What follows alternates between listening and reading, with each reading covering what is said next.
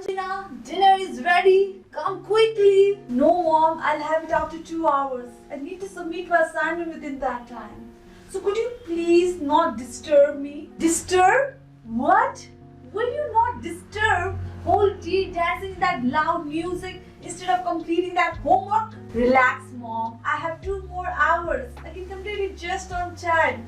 Let me just focus on my assignments and start rigorously writing. Can anyone relate to this scenario? Raise your hands if you have or had the habit of procrastination. Okay, I see some of the hands raising, but I'd like to raise my hand tallest. It's quite funny that I had been introduced to the word procrastination only 7-8 years back, but I had an epiphany. I have been doing it all my life. Intentionally delaying on completing a task despite being aware of the negative consequences it may incur. During my childhood, my mom used to tell me to clean my room, and on that reply, I used to tell her I'll do it after breakfast, delayed to lunch, and sometimes even to dinner.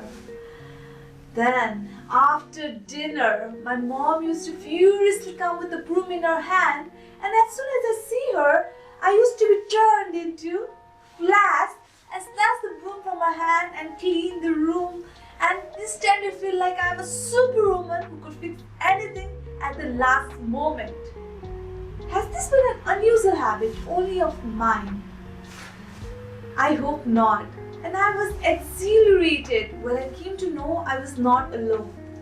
Because during my time at engineering college, I could find many classmates who used to complete their assignment on the 11th hour, and on top of that, preparation for the exam on only last 3 days. Can you believe it? It blew my mind at that time. I didn't find the habit of procrastination troublesome until one day, when for the very first time in my life, I failed an exam. I was shocked. How could this be possible? I had given my all day and night and even pushed myself to stay awake on those long load-setting hours, fighting against myself against that epic battle between whether to read or to watch Game of Thrones. And you know how the story goes. I learned it in a hard way that recognizing why we procrastinate makes a big difference between having it occasionally or letting it take over your entire life. If you're deferring a project because all the rightful ones should come first, then that is active procrastination. Keep on doing that. On the other hand, if you are hiding from completing a task because the task feels overwhelming or you don't know where to start, that is the problematic form of procrastination. And that's exactly what had happened to me. I was overwhelmed with the syllabus of the subject and didn't know where to start it. So thought of starting Game of Thrones, which was quite easier. But in this process, I realized something. I never procrastinate while playing or dancing or programming or even on my maths assignment.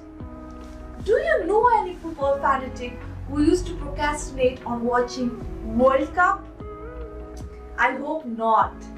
Why you ask?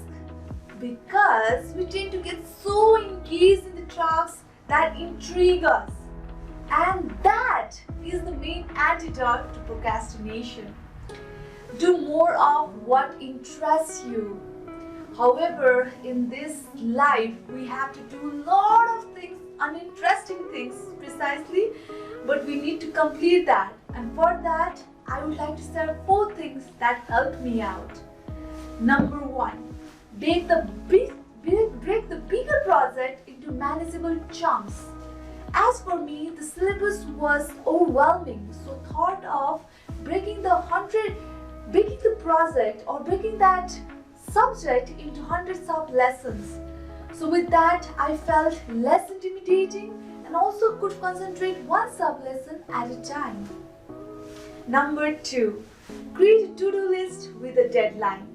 I assigned a deadline for each of those sub-lessons which compelled me to complete it because that gave me the boost of energy to complete it with that looming deadline. Whenever I complete one of those sub-lessons, I used to feel confident and kick on for the next one with alacrity.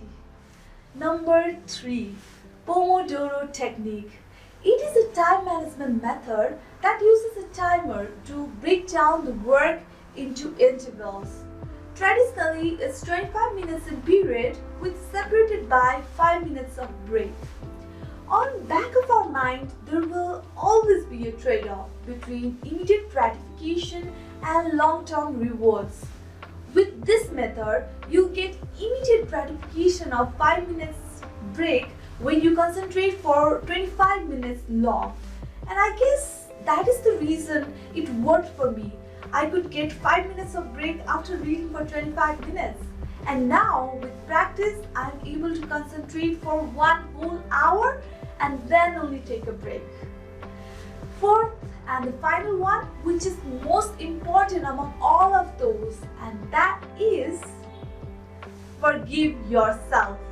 Do not beat yourself up for the past procrastination because it is only going to make the matter worse. Forgiving yourself not only helps you to procrastinate less, but also let you feel content from inside, and that is what we need to feel every time. So sometimes being laid back and procrastinating over trivial things is smart, but knowingly not doing that important task is like being your own worst enemy, and that exactly we don't want. My progress on being pro in procrastination, where I mindfully analyze whether some task could be procrastinated or not, has been wonderful process. Thank you.